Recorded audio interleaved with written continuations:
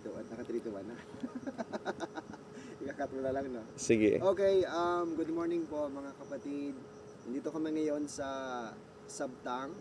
Pero yung lugar nito ay tinatawag nilang Tachiraw, na kung saan makikita mo yung view doon.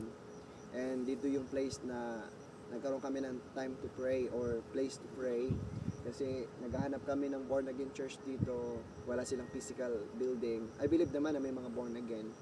But wala silang physical building, wala pang physical church. So dito kami nag-pray. And thank God, no, dahil mayroon namang binigay si Lord na anointing to pray.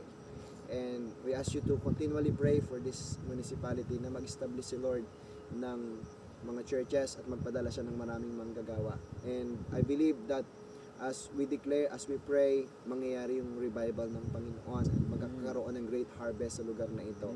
And we believe that there will be great harvest, miracles, and outpouring of God's Spirit sa lugar na ito. Maraming salamat at please pray for every one of them, every one of us. Salamat. God bless.